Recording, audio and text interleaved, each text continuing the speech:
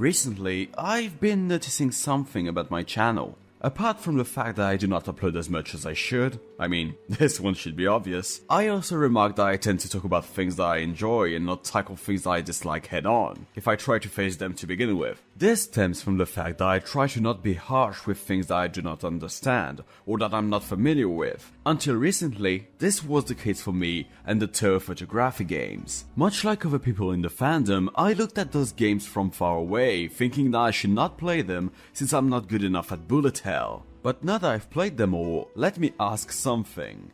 Why are those shooters set aside from the series by the fans? In fact, what causes this separation between photographers and the main series players? Well, let's see what causes this disjuncture. Mainly what they did right, wrong, and how the duality of bullet hell games can be felt at its extreme when playing those kinds of games.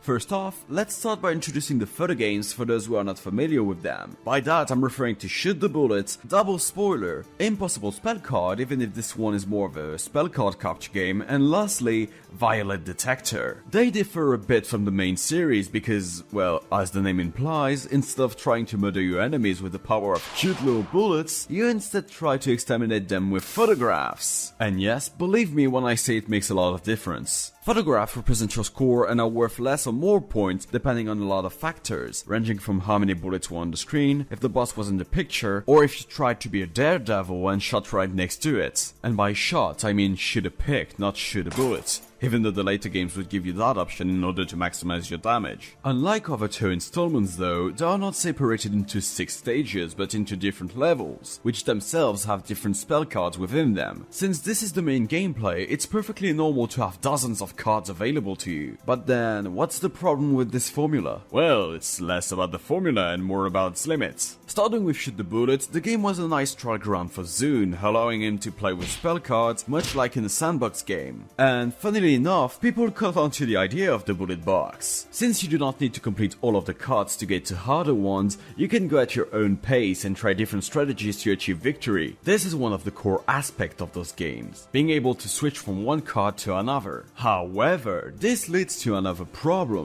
If not guided correctly, new players will be overwhelmed by all of the possibilities, while regular players might get bored by the repetitivity of death. Because unlike regular touhou games, these encourage dying to find the perfect shot you could have never gotten had you stayed alive, leading to either frustration, perfectionism, or both at the same time. This is what I like to call the duality of photographers. These are addictive, yet they throw you off just enough so you can keep playing after you get the satisfaction of completing a card. It's present in smaller quantity in any other game of the series, since some cards are not able to be beaten without seeing them first. But it's brimming with it in all of the games I have mentioned so far, with Shoot the Bullet pushing it to the front of the gameplay, Double Spoiler following in its wake with even more spell cards to be beaten, and the following game even going as far as creating those impossible spell cards, maximizing the pleasure of beating them. When you think about it, those games are closer to masochism than anything. But I've left out someone, didn't I?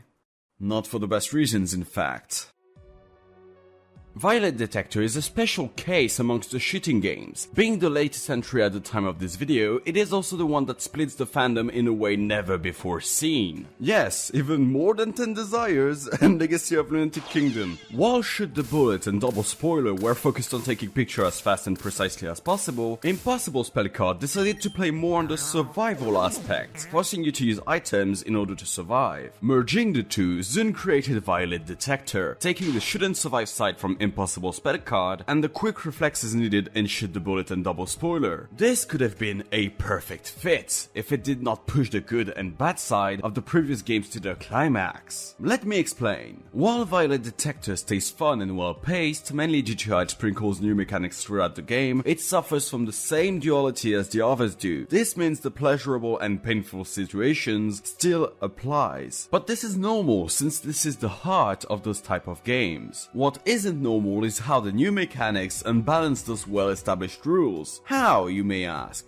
By adding a special movement ability known as teleportation. Introduced pretty early in the game, teleportation allows you, as the name implies, to teleport from a given point to another by performing a special button press. In theory, this newfound mechanic gives you plenty of opportunities to create new and inventive cards, which Zune inevitably did, expanding on those of Hidden Star and Four Seasons and Legacy of Lunatic Kingdom, as well as all the bosses from the series. But now I must ask a direct question to Zune. Genialta, what do you see during your one-man coding shifts? Because surely, beer wasn't the only thing you saw twice while coding this game. As a matter of fact, the C key was used for any secondary mechanic since 10 Desires, so why change it now? Especially if the new bindings causes comatose chaos for your pinky. That double button press, coupled with the fact that you have to take care of, you know, shooting once more, your position and the position at which you'll teleport next, as well as the one of the enemy, means that Violet Detector asks way too much from the player. I don't mean that people can't handle more than 2 things, but it's already hard enough to manage 3, and adding even more just makes it more confusing. This in turn disturbs the duality I was talking about and lets the frustration take over, which happened a lot during my playthrough.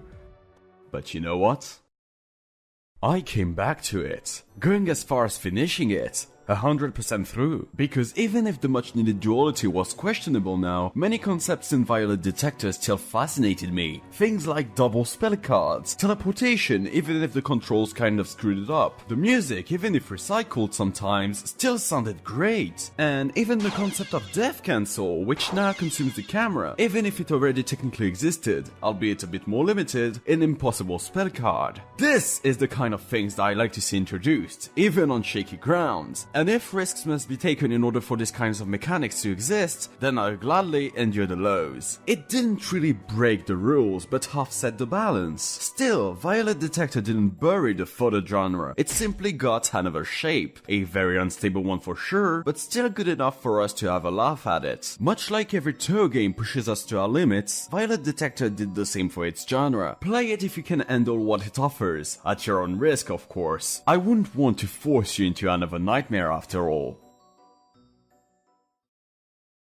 Hey everyone! Thank you for watching this video! I'm sorry this one took so long, but I needed to get the proper footage in order to show you what I wanted to explain. And as I said, Violet Detector is no pushover. Maybe I got a little lost in the middle of the video with Violet Detector?